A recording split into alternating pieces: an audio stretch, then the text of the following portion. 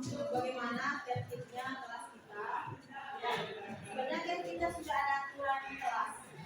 Aturan kelas itu walaupun hari ini tidak ada di dinding, sebenarnya dulu aturan kelas itu ada, mengikut dari aturan sekolah.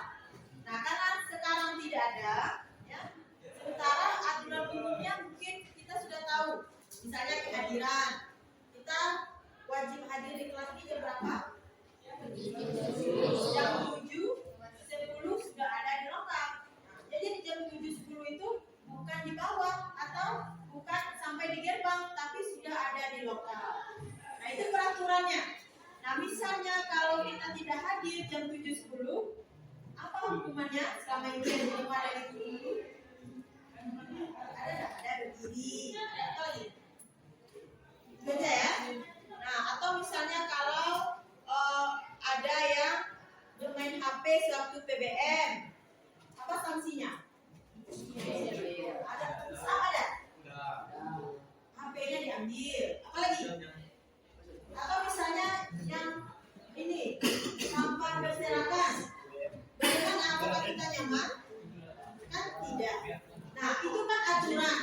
Kalau aturan kita tidak melaksanakannya itu pasti karena takut dengan hukuman, iya kan? Atau takut kita kena tegur oleh guru.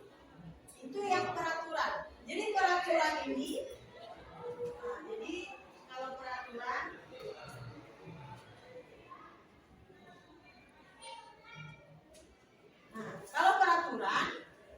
kita motivasi kita untuk melakukannya itu masih terikat dengan orang lain. Maksudnya apa?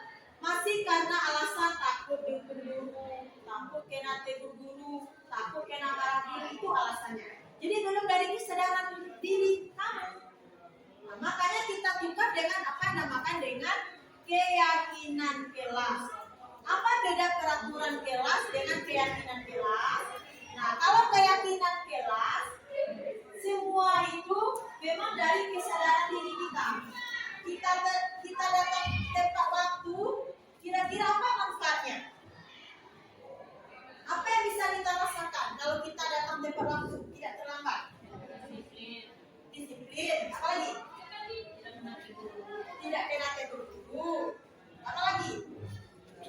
Apa manfaat yang bisa kita rasakan? Pasti kita nyaman, ya tak? Kita nyaman, kemudian kita berangsur-angsur menjadi orang yang bertanggung jawab terhadap diri kita. Jadi artinya apa? Kalau keyakinan kelas, ya, itu motivasinya motivasi intrinsik namanya. Artinya yang tumbuh dari hati kita, tidak ada paksaan. Karena memang untuk melakukan sesuatu itu tidak bisa dipaksakan sebenarnya. Murni yang memegang kontrol itu diri kita pribadi. Jadi tidak ada gunanya hukuman, tidak ada gunanya kena marah guru atau kena tegur guru kalau kita sudah menyadarinya bahwa tepat waktu itu merupakan wujud dari kita disiplin, tanggung jawab diri kita kepada diri kita, tanggung jawab pribadi kepada diri kita. Tegur guru, tapi kalau keyakinan kelas, bagaimana kamu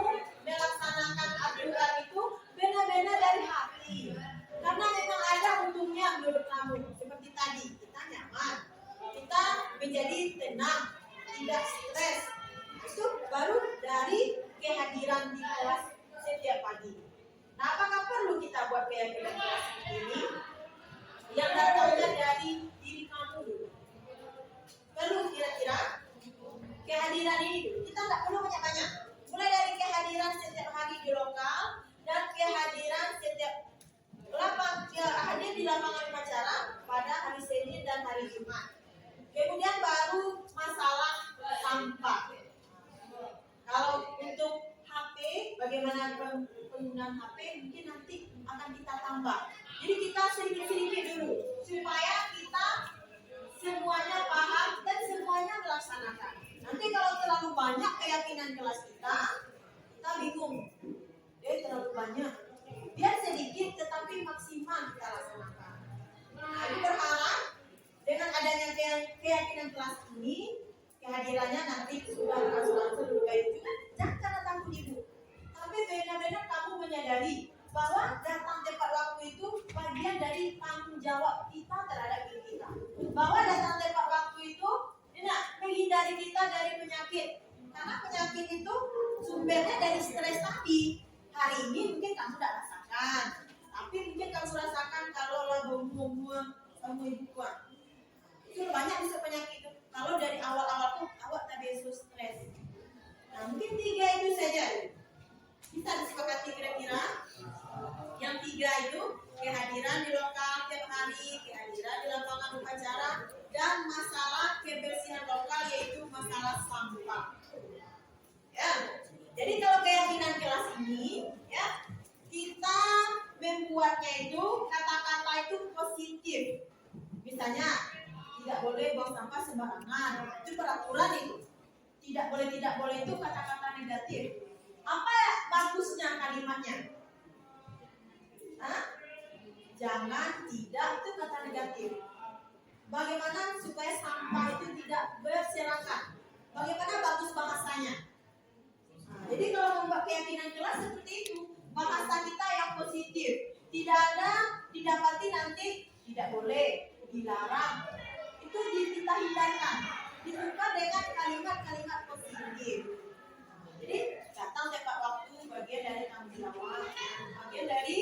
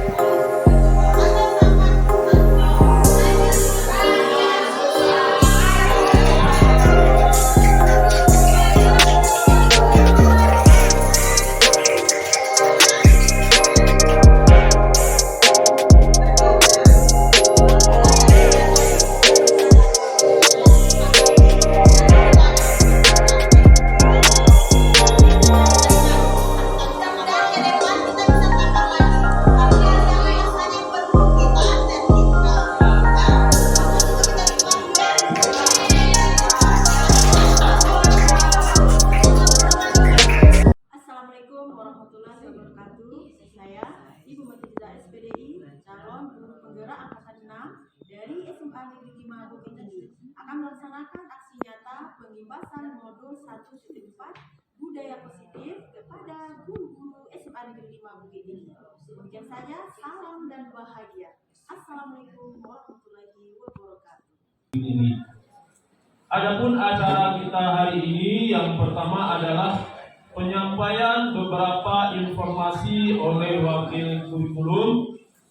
Acara itu aksi nyata dari guru penggerak dengan tema aksi nyata pengimbasan budaya positif kepada guru-guru SMA Negeri 5. Wakil Kepala Sekolah tadi, kami yang sedang mengikuti pendidikan guru penggerak angkatan ke-6 akan melakukan aksi nyata.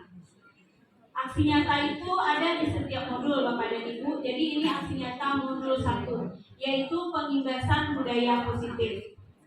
Dari budaya positif ini, kami setelah kami mengikuti, ternyata kami tersadar bahwa apa yang telah kami lakukan selama ini mungkin ada yang pokoknya sekuat tenaga. Bagaimana caranya, mau dibujuk, mau dipaksa, mau dibagaimana. Nah, kita lihat Bapak dan Ibu. Wija, boleh nggak buka tangannya? Kontrol diri itu sebenarnya ada pada siapa? Nah, kontrol diri itu ada pada diri kita, ada pada diri kita masing-masing. Sekuat apapun mengontrol murid, kita selama ini merasa bahwa kita bisa mengontrol murid. Dengan sedikit nada ditinggikan, kita bisa mengontrol yang lain tentang dunia. Nah, jadi kita berusaha memahami. Jadi kita tidak memaksa, tetapi kita berusaha memahami. Kenapa? Karena dipaksa pun tidak akan bisa. Yang kedua, perilaku buruk dilihat sebagai suatu kesalahan. Nah, ini mungkin yang kita sama-sama kita barangkali ya Bapak Ibu, ketika tidak bisa lagi kita bujuk, lalu pemaksaan berlangsung di situ. Mungkin itu pada anak-anak usia SD barangkali. Nah ini, disiplin. Mungkin kalau selama ini kita mengartikan disiplin itu adalah hal yang menakutkan. Itu mempermalukan anak. Bukan disiplin itu membuat anak menjadi kalah. Tapi disiplin itu sebenarnya membuat anak menghargai dirinya sendiri. Kebajikan universal. Apa itu? Nilai-nilai kebajikan universal adalah nilai-nilai kebajikan yang bersifat universal, lintas bahasa. Nah, bisa kita lihat mungkin ya, menghindari ketidaknyamanan atau hukuman. Itu adalah motivasi eksternal. Yang kedua, untuk mendapatkan imbalan dari orang lain. Itu motivasi. Dan yang ketiga, maka secara tidak sadar, maka di dalam hatinya akan timbul bahwa dia melakukan itu. Besok ibu sekarang ibu masih coklat. Besok ibu masih apa lagi? Walaupun anak-anak kita dan ibu itu pasti ada. Yang kedua, penghargaan menghukum. Ternyata penghargaan itu menghukum. Apa maksudnya? Pikir sesuatu, tapi dia ingat, oh kalau seperti ini nanti saya bikin misalnya matematika dengan saya. Oh saya kalau saya bikin seperti ini nanti sama Bu Ami dia salah. Maka dia tidak penelitian. Sering orang yang diberikan penghargaan, diiming-imingi penghargaan, dia akan menjadi untuk jangka waktu yang lama. Tidak akan efektif karena habis penghargaan, tidak ada diiming-imingi penghargaan, dia tidak akan mau lagi untuk berusaha. Itu salah satu contoh. Kemudian penghargaan merusak hubungan. Nah, bagaimana penghargaan merusak hubungan? Bapak dan Ibu akan masker ke sekolah. Nah, itu adalah hukuman. Nah, lari mengelilingi lapangan basket 2 kali karena terlambat 10 menit untuk pelajaran. Terima kasih Bu Bon, pertanyaan yang super sekali, ya. Jadi kita nggak boleh nih ngasih penghargaan dirinya sendiri, itu poinnya. Menghargai dirinya sendiri, bukan karena hadiah yang kita janjikan. Jadi itu dulu, hadiah boleh saja, ya. Dia melakukan sesuatu yang bagus, kita kasih. Ibu kasih ini coklat untuk kamu yang bisa. Pikirannya langsung connect ke coklat. Tetapi ketika dia telah dengan sukarela melaksanakan, kita mau berubah, niscaya itu akan terjadi. Tapi jika kita tidak mau berubah, bagaimanapun orang memberikan motivasi itu tidak akan bisa kita lakukan. Demikian.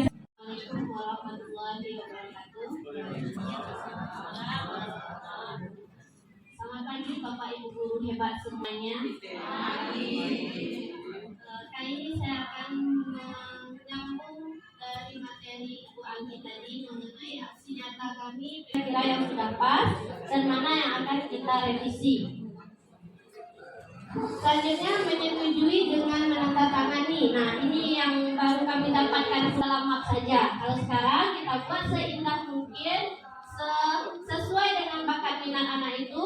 Nanti kita tempelkan di dinding kelas agar setiap kali masuk mereka melihat, oh ya ini keyakinan kelasnya, oh ya ini yang perlu diperbaiki dari diri saya, oh ya ini yang harus saya terapkan. Ada siswa kita yang berasal dari siswa yang broken home, karena banyak siswa kita yang apakah itu ayah dan ibunya bercerai atau ayah dan ibunya utuh tapi dalam keluarganya sering ribut, dan sehingga dia kurang mendapatkan kasih sayang, sehingga dia di sekolah itu mencari-cari masalah untuk mendapatkan kasih sayang dari kita, untuk bisa kita panggil, kita perhatikan. Banyak siswa kita yang seperti itu. Ada apakah malam dia bekerja terlebih dahulu atau pulang sekolah dia bekerja sehingga tugas-tugasnya tidak lengkap. Bismillahirrahmanirrahim. Assalamualaikum warahmatullahi wabarakatuh. Bapak Ibu, kawan-kawan semuanya yang berbahagia pada pagi hari ini, insya Allah. Berikutnya, Bapak Ibu semua, setelah tadi penjelasan yang sudah kita sama-sama dengar, bahwa di dalam menciptakan budaya positif ini tidak gampang, Bapak Ibu. Tidak gampang, tetapi kalau kita yakin sama-sama semuanya kita berbuat, insya Allah akan tercipta budaya positif di sekolah kita ini. Nah, kalau budaya positif itu sudah tercipta, nggak akan ada lagi camping yang berkerut, ya Bapak Ibu. Nggak akan ada lagi halwa tandu api, Pak. Ya, insya Allah nggak akan ada seperti itu. Nah, menciptakan budaya positif ini tentu dimulai dulu dari peraturan kelas. Nah, selama ini semua kita pasti sudah ada itu, peraturan kelas atau kontrak belajar dengan siswa. Kita sudah melakukannya. Cuman yang mungkin perubahan paradigma ini baru bagi kita, Bapak Ibu, bagaimana peraturan kelas itu beransur-ansur, bertahap, mulai dari hal-hal yang sederhana, hal-hal yang kecil, kita jadikan itu keyakinan kelas. Jadi artinya siswa kita itu tidak lagi disiplin, tidak lagi takut hukuman itu karena motivasinya itu dari luar dirinya atau motivasi eksternal. Tapi bagaimana mereka itu nanti disiplinnya, atau bagaimana mereka itu benar-benar bersungguh-sungguh dalam belajar itu, ya seperti tidak ada lagi main HP waktu belajar, berasal dari dirinya, kesadaran dirinya sendiri. Nah, itulah yang tadi kita sebut dengan keyakinan kelas. Nah, kalau keyakinan kelas sudah tercipta, Bapak Ibu, misalnya kalau 1 sudah tercipta keyakinan kelasnya, 10-2 juga begitu, sampai 12 IPA 6 misalnya. Nah, keyakinan kelas ini, maka dia akan berubah menjadi lingkungan yang positif. Nah, lingkungan positif inilah nantinya yang akan menjadi kebiasaan atau yang akan membudaya di sekolah kita. Maka insya Allah sekolah kita ini memang akan menjadi seperti kata Buya, second home seperti itu. Ya seperti itu, rumah kedua yang menyenangkan. Akan ada nanti mungkin muncul dari anak-anak kita itu, sekolahku adalah surgaku. Insya Allah akan seperti itu, Bapak Ibu. Nah, kemudian untuk menciptakan budaya positif itu ada namanya restitusi 5 posisi kontrol. Nah, kita ulang sedikit mengingatkan apa itu restitusi. Ya, restitusi itu proses menciptakan atau mengkondisikan siswa kita itu sehingga mereka itu bisa memperbaiki kesalahannya. Jadi restitusi itu bukan hukuman, ya bukan tagihan. Restitusi itu bagaimana siswa kita itu setelah mereka berbuat pelanggaran atau kesalahan, mereka menyadarinya dengan mengungkapkan apa alasannya, kemudian apa solusinya, di mana kita selaku seorang guru dengan siswa kita itu memang harus ada kerjasama, berkolaborasi, mencari solusi jalan terbaik dari masalah yang dihadapi atau kesalahan-kesalahan yang sudah diperbuat oleh siswa-siswa kita. Nah, selaku seorang guru, selama ini kita pasti sudah melakukannya atau memposisikan diri kita itu dalam 5 posisi kontrol. Nah, apa saja itu? Jadi 5 posisi kontrol itu Bapak Ibu, 5 posisi kontrol selaku kita sebagai seorang guru selama ini, pasti pertama kita posisikan diri kita itu sebagai penghukum. Nah, ya. Kemudian sebagai pembuat rasa bersalah. Mungkin selama ini kita sudah melakukan itu. Kemudian sebagai teman, apakah tempat mereka curhat, ya. Kemudian mereka merasa nyaman dengan kita. Kemudian juga sebagai pemantau. Terakhir sebagai manajer. Nah, 5 posisi kontrol ini, Bapak Ibu, akan kita lihat satu demi satu. Nah, sebelum kita lanjut, apakah selama ini kita sudah memposisikan diri kita seperti yang 5 ini, Bapak Ibu? Pernahkah kita sebagai penghukum? Pernah, barangkali ya. Sebagai pembuat rasa bersalah? Sebagai teman? Atau sebagai pemantau? Sebagai manajer? Ada juga, cuma mungkin selama ini kita tidak menyadari, oh ternyata ini 5 posisi kontrol yang ada nanti hubungannya dengan restitusi seperti yang sudah kita jelaskan di atas tadi.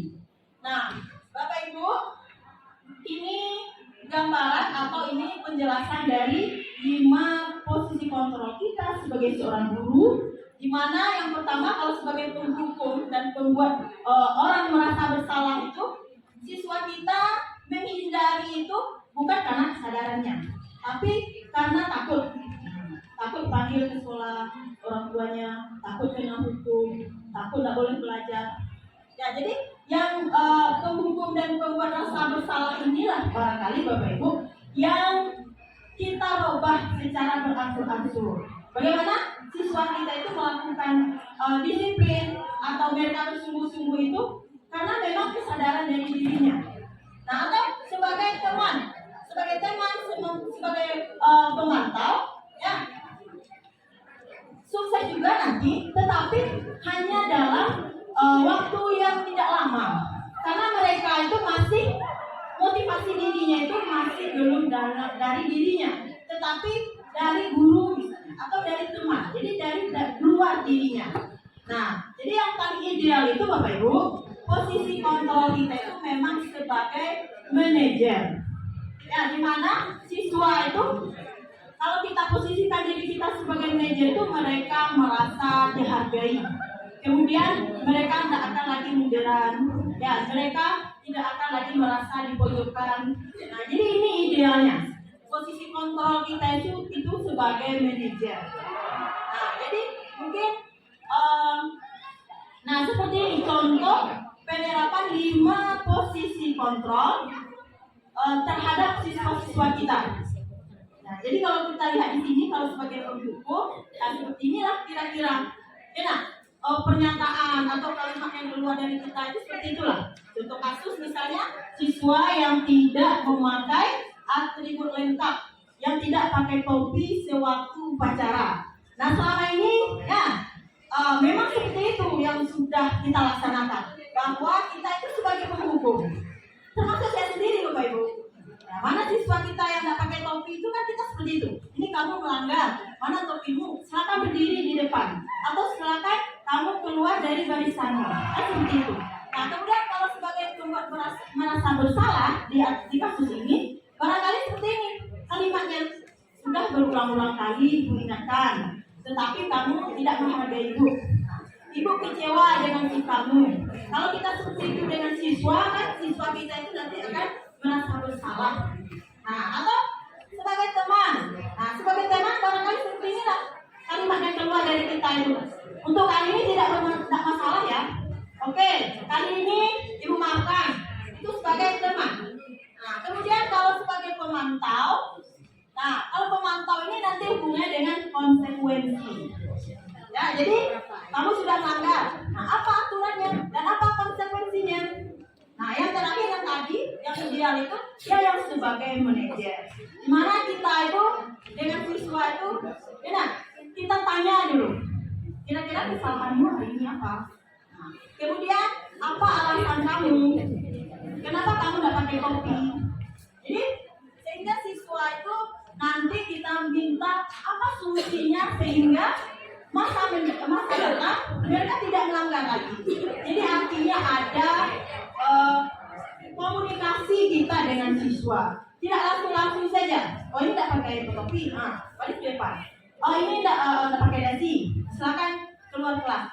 Jadi tidak seperti itu bahasa kita. Jadi mungkin artinya di sini Bapak Ibu, kita dengan siswa itu komunikasinya itu ya seperti walaupun anak kita sudah SMA, bagaimana kita memperlakukan mereka itu seperti memang sangat butuh kita seperti anak TK. Kan kita seperti itu kalau anak TK, tidak langsung berhukum. Kadang-kadang dibelai-belai, walaupun kita tidak seperti itu. Artinya didengar dulu. Kenapa mereka melakukan kesalahan? Apa alasannya? Kemudian kita minta apa solusinya. Nah kalau ada pertanyaan mungkin Bapak Ibu, pertanyaan saya juga diwakili oleh teman-teman lain sewaktu kami memperoleh materi ini. Kalau seperti itu kan habis itu saya tua. Ada anak terlambat panggil, lakukan restitusi, tanyong. Kemudian ujungnya dimaafkan. Kan seperti itu. Nah kalau kita lihat di sini, memang kita ini Bapak Ibu, itulah tugas kita, mendidik. Nah barangkali kendala dari kita memang masalah waktu ini. Tapi yakinlah kalau misalnya keyakinan kelas itu sudah tercipta, barangkali kita hanya untuk anak-anak yang terlalu bermasalah saja mungkin kita akan melakukan tindakan restitusi ini. Artinya tak akan banyak kalau yang tadi itu sudah tercipta keyakinan kelasnya, kemudian sudah mereka itu melaksanakan disiplin positif dan sudah tercipta budaya positif yang tadi itu. Nah, kemudian Bapak Ibu, untuk menanggulangi atau untuk bagaimana kita menghadapi masalah-masalah yang terjadi terhadap siswa kita, apakah itu datang terlambat, bermain HP, atribut tidak lengkap, atau mengatakan kata-kata yang tidak pantas, atau bisa juga seperti tidak hormat kepada guru, atau ada misalnya HP-nya yang hilang, tidak jujuran. Nah, dalam menyelesaikan itu, ada teorinya namanya segitiga restitusi. Nah, kenapa segitiga restitusi, Bapak Ibu? Karena dari kita menyelesaikan atau menanggapi permasalahan siswa itu bisa dari sisi manapun juga. Artinya tidak mesti dari validasi kebutuhan ini harus dulu enggak, atau dari menyatakan atau menanyakan keyakinan atau menstabilkan identitas, tidak. Jadi tidak ada unsur. Nah, boleh dari mana saja. Nah, seperti apa kita menyelesaikan atau menanggapi permasalahan siswa itu dengan pendekatan segitiga restitusi. Mari kita lihat Bapak Ibu. Nah ini, yang pertama, ini Bapak Ibu, langkah-langkahnya kita menyelesaikan permasalahan atau pelanggaran yang terjadi pada siswa kita. Yang pertama, menstabilkan identitas. Nah, bisa jadi ada siswa yang terlambat misalnya. Kemudian kita idealnya seperti itu, kita tanya dulu. Artinya tidak langsung terlambat. Silakan berdiri di kelas. Silakan kamu belajar duduk di lantai misalnya. Tidak seperti itu. Bagaimana siswa itu kita temui, ya Bapak Ibu. Kemudian kita stabilkan dulu. Nah, seperti ini kira-kira kalimat-kalimat kita. Ya, berbuat salah itu hal yang manusiawi. Ibu saja pernah juga terlambat. Atau semua orang pasti mengalami keterlambatan. Jadi kita kita kembalikan dulu mental siswa kita itu. Ya, sehingga nanti ujung-ujungnya mereka bisa menyadari kesalahannya. Atau misalnya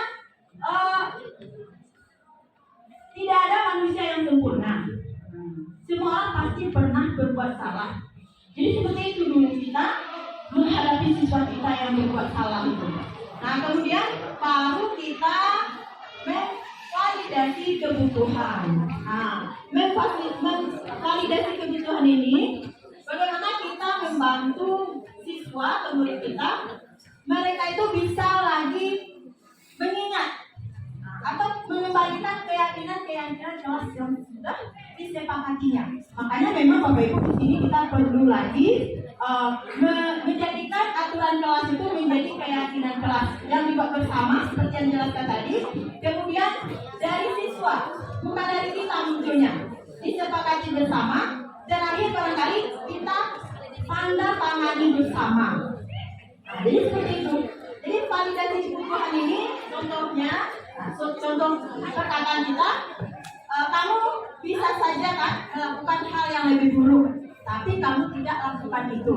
Seperti siswa yang terlambat. Nah, kan bisa saja dia tidak datang ke sekolah, dia tidak datang, tapi dia tidak lakukan itu. Tetap juga dia datang walaupun terlambat. Walaupun itu tidak main lagi sekarang ya Bu. Lebih baik terlambat daripada tidak sama sekali, itu kan sebenarnya tidak laku lagi gitu. Cuma dengan siswa, ya kita tetap seperti itu. Kamu sudah bagus, tetap datang ke sekolah walaupun terlambat. Sebenarnya kan kamu bisa saja bohong. Atau contoh lainnya, kamu pasti punya alasan mengapa melakukan itu. Nah, jadi kita tanyakan alasannya dulu, Bapak Ibu. Kita tanyakan dulu kenapa siswa kita berbuat hal yang seperti itu. Nah, baru terakhir menanyakan keyakinan kelas. Keyakinan kelas apa yang sudah kamu langgar? Kemudian bagaimana solusinya menurut kamu? Nah, atau kalau seperti ini ke depan kamu harus bagaimana? Kamu akan seperti apa? Jadi seperti itu. Ya, menanyakan keyakinan. Nah, percayalah Bapak Ibu, kalau masing-masing kita sudah melakukan hal ini, Bu Nurwati sudah seperti itu, Bu Uci sudah seperti itu, Ibu Ida sudah seperti itu, Bu Neti sudah seperti itu. Insya Allah yang tadi itu akan tercipta. Walaupun ini butuh proses panjang, butuh waktu, butuh keseriusan dan niat ikhlas kita, kemudian juga butuh kerjasama kita semua. Hal ini tidak akan tercipta kalau hanya dilaksanakan oleh 1-2 orang saja. Dan selama ini barangkali kita sudah lakukan. Cuma yang tadi barangkali kendala kita masalah waktu. Sementara kalau kita lihat untuk keterlambatan anak-anak saja sudah berapa banyaknya setiap hari.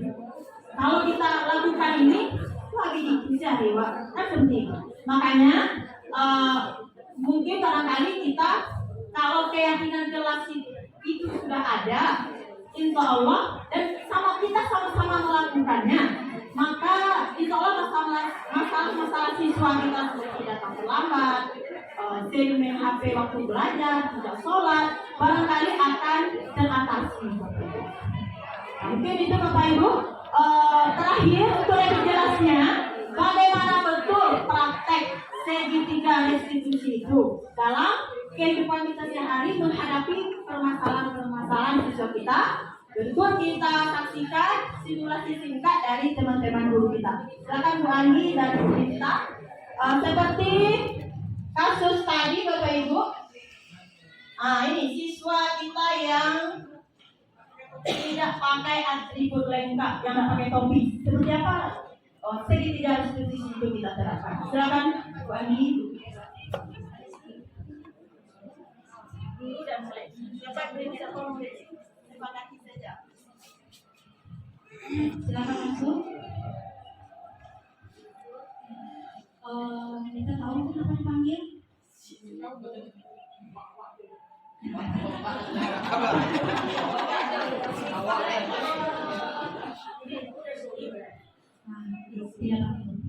ya.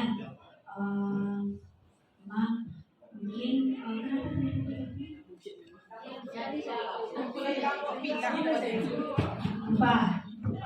lupa itu manusiawi ya, dulu juga pernah lupa.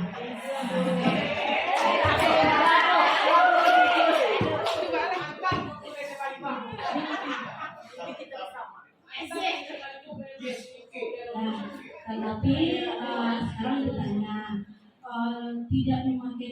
ketika upacara itu kira-kira betul atau salah? Ya, tapi jika kalian sudah benar. Nah, kenapa itu salah? Ya, karena seharusnya kita mengikuti tata cara beda. Karena memang seharusnya kita sebagai warga sekolah itu saya sudah harus memakai baju apalagi waktu upacara. Baiklah, berarti itu kita tahu bahwa apa yang dilakukan itu benar ya. Jadi kira-kira nanti apa yang akan kita lakukan supaya nanti topinya tidak lupa lagi. Baik Bu, kedepannya saya akan mempersiapkan semuanya itu di malam hari. Semua topi dan saya pakai di hal sehingga sewaktu pagi saya tidak saat saya terburu-buru topinya tidak kehilangan. Ibu senang karena itu datangnya dari kita sendiri. Ibu percaya anak ibu bisa melakukan itu. Nanti besok di depan ibu kita tidak akan lagi minta tidak pakai topi. Bisa percaya? Ya, berjanji dari hatinya. Nah, baiklah kalau begitu silakan lagi kembali ke kelasnya lanjutkan pelajaran.